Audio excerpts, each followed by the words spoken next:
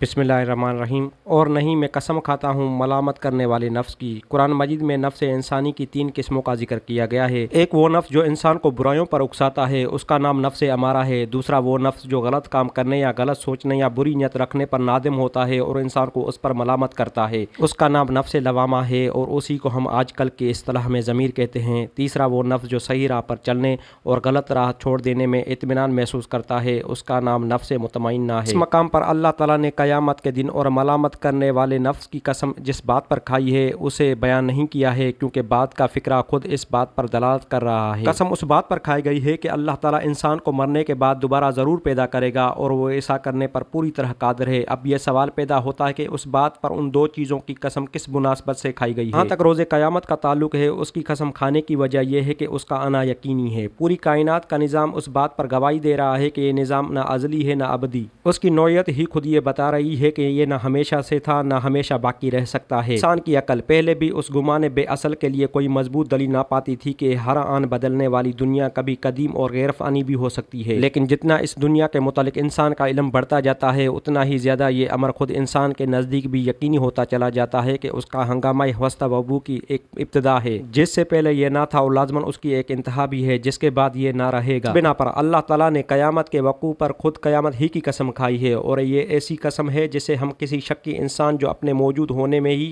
شک کر رہا ہو خطاب کر کے کہیں کہ تمہاری جان کی قسم تم موجود ہو، یعنی تمہارا وجود خود تمہارے موجود ہونے پر شاہد ہے۔ لیکن روز قیامت کی قسم صرف اس امر کی دلیل ہے کہ ایک دن یہ نظام کائنات درہم برہم ہو جائے گا۔ رہی یہ بات کہ اس کے بعد پھر انسان دوبارہ اٹھایا جائے گا اور اس کو اپنے اعمال کا حساب دینا ہوگا، اور وہ اپنے کیے کا اچھا یا برا نتیجہ دیکھے گا، تو اس کے لیے دوسری قسم نفس لوامہ کی کھائی گئی ہے۔ کوئی انسان دنیا میں ایسا موجود نہیں ہے جو اپنے اندر ضمیر نام کی ایک چیز نہ رکھتا ہو۔ اس ضمیر میں لازماً بھلائی اور برائی کا ایک احساس پایا جاتا ہے، اور چاہے انسان کتنا ہی بگڑا ہوا ہو، اس کا ضمیر اسے کوئی برائی کرنے یا کوئی بھلائی نہ کرنے پر ضرور روکتا ہے، قطع نظر اس سے کہ اس نے بھلائی اور برائی کا جو معیار بھی قرار دے رکھا ہو، وہ بجائے خود صحیح ہو یا غلط۔ یہ اس بات کی صریح دلیل ہے کہ انسان نرا حیوان نہیں ہے بلکہ ایک اخلاقی وجود ہے۔ اس کے اندر فطری طور پر بھلائی اور برائی کی تمیز پائی جاتی ہے۔ وہ خود اپنے آپ کو اپنے اچھے اور برے افعال کا ذمہ دار سمجھتا ہے، اور جس برائی کا ارتکاب اس نے دوسرے کے ساتھ کیا ہو اور اس پر اگر وہ اپنے ضمیر کی ملامتوں کو دبا کر خوش بھی ہو لے، اس کے برعکس صورت میں جب اسی برائی کا ارتکاب کسی دوسرے نے اس کے ساتھ کیا ہو، اس کا دل اندر سے یہ تقاضا کرتا ہے کہ اس زیادتی کا مرتکب ضرور سزا کا مستحق ہونا چاہیے۔ اب اگر انسان کے وجود میں اس طرح کی ایک نفس لوامہ کی موجودگی ایک ناقابل انکار حقیقت ہے، تو پھر یہ حقیقت بھی ناقابل انکار ہے کہ یہی نفس لوامہ زندگی کے بعد موت کی ایک ایسی شہادت ہے جو خود انسان کی فطرت میں موجود ہے، کیونکہ فطرت کا یہ تقاضا کہ جن اچھے اور برے اعمال کا انسان ذمہ دار ہے ان کی جزا یا سزا اس کو ضرور ملنی چاہیے۔ زندگی کے بعد موت کے سوا کسی دوسری صورت میں پورا نہیں ہو سکتا۔ کوئی صاحب عقل آدمی اس سے انکار نہیں کر سکتا کہ مرنے کے بعد اگر آدمی معدوم ہو جائے تو اس کی بہت سی بھلائیاں ایسی ہیں جن کے اجر سے وہ لازماً محروم رہ جائے گا، اور اس کی بہت سی برائیاں ایسی ہیں جن کی منصفانہ سزا پانے سے وہ ضرور بچ نکلے گا۔ اس لیے جب تک آدمی اس بیہودہ بات کا قائل نہ ہو کہ عقل رکھنے والا انسان ایک غیر معقول نظام کائنات میں پیدا ہو گیا ہے، اور اخلاقی احساسات رکھنے والا انسان ایک ایسی دنیا میں جنم لیے بیٹھا ہے جو بنیادی طور پر اپنے پورے نظام میں اخلاق کا کوئی وجود ہی نہیں رکھتی، اس وقت تک وہ حیات بعد موت کا انتظار نہیں کر سکتا۔ اسی طرح تناسق یا آواگون کا فلسفہ بھی فطرت کے اس مطالبے کا جواب نہیں ہے، کیونکہ اگر انسان اپنے اخلاقی اعمال کی سزا یا جزا پانے کے لیے پھر اسی دنیا میں جنم لیتا چلا جائے تو ہر جنم میں وہ پھر کچھ مزید اخلاقی اعمال کرتا چلا جائے گا جو نئے سرے سے جزا و سزا کے متقاضی ہوں گے، اور اس لامتناہی سلسلے میں بجائے کہ اس کا حساب کبھی چک سکے، الٹا اس کا حساب بڑھتا ہی چلا جائے گا۔ اس لیے فطرت کا یہ تقاضا صرف اسی صورت میں پورا ہوتا ہے کہ اس دنیا میں انسان کی صرف ایک زندگی ہو، اور پھر پورے نوع انسانی کا خاتمہ ہو جانے کے بعد ایک دوسری زندگی ہو جس میں انسان کے اعمال کا ٹھیک ٹھیک حساب کر کے اسے پوری جزا اور سزا دی جائے۔